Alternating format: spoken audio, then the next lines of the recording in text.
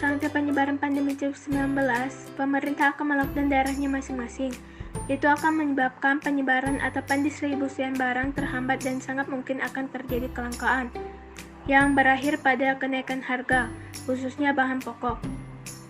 Permintaan untuk mengirim barang ke daerah lain akhirnya tidak bisa terlaksanakan karena adanya lockdown.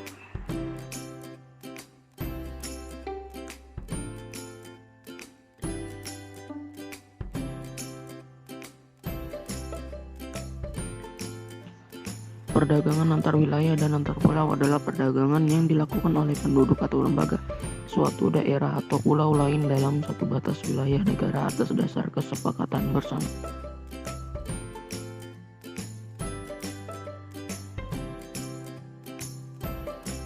Perdagangan internasional adalah perdagangan yang dilakukan oleh masyarakat suatu negara dengan masyarakat negara lain atas dasar kesepakatan bersama.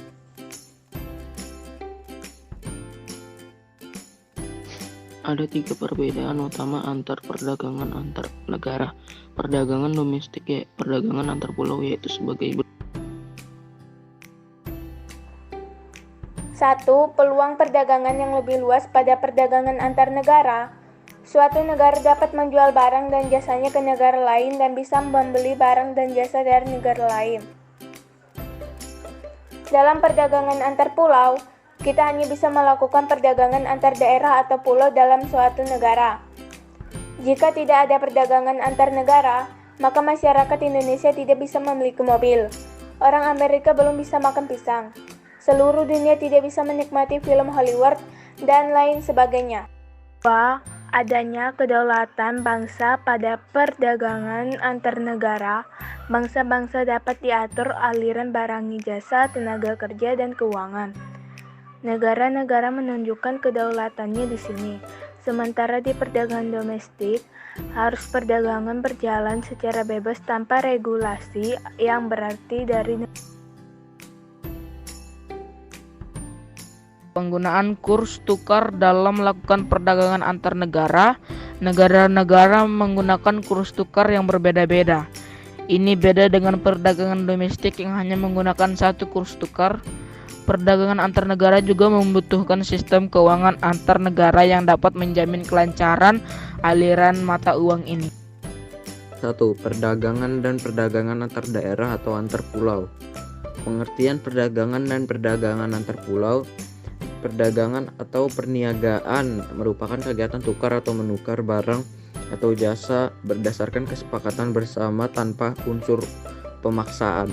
Perdagangan antar daerah atau antar pulau merupakan perdagangan yang dilakukan oleh penduduk lembaga suatu daerah atau pulau dengan penduduk lembaga suatu daerah pulau lain dalam satu batas wilayah negara atas dasar kesepakatan bersama. Indonesia merupakan negara kepulauan dengan jumlah pulau lebih dari 13.000. Lalu bagaimana proses terjadinya perdagangan antar pulau? Apa manfaat dari perdagangan antar pulau? B. Tujuan perdagangan antar pulau. Pada saat sekarang ini, perdagangan antar daerah atau antar pulau tidak lagi dengan cara tradisional. Walaupun masih ada beberapa wilayah yang masih mempertahankan cara tradisional, jual beli online telah memudahkan masyarakat untuk melakukan perdagangan lintas daerah bahkan lintas negara. Dengan bantuan alat komunikasi, jasa kirim, serta internet, jarak bukan lagi masalah. Perdagangan antar pulau dilakukan oleh beberapa pelaku ekonomi dengan beberapa tujuan. Tujuan adanya perdagangan antar pulau antara lain adalah sebagai berikut. 1. Memperoleh keuntungan. Tujuan utama dilakukan perdagangan antar pulau adalah untuk memperoleh keuntungan. Keuntungan diperoleh dari selisih antara harga beli dengan harga jual. Jika barang diproduksi sendiri, maka keuntungan diperoleh dari selisih antara harga jual dan biaya produksi. 1. Memperoleh keuntungan. Manfaat dari perdagangan adalah memperoleh keuntungan. Dengan adanya spesialisasi, yaitu produk unggul yang khas di tiap-tiap negara, produsen dapat menghasilkan produk dengan efisien. Perdagangan antar negara menyebabkan produsen semangat memaksimalkan produktivitas mereka tanpa khawatir kelebihan produknya tidak akan terjual, sebab mereka dapat menjualnya ke luar negeri. 2. Memperoleh barang yang tidak dapat diproduksi di dalam negeri.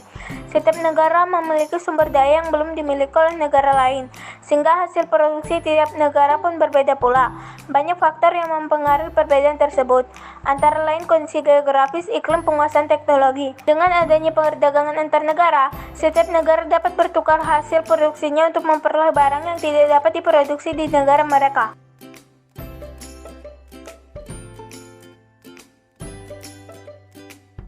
Daerah.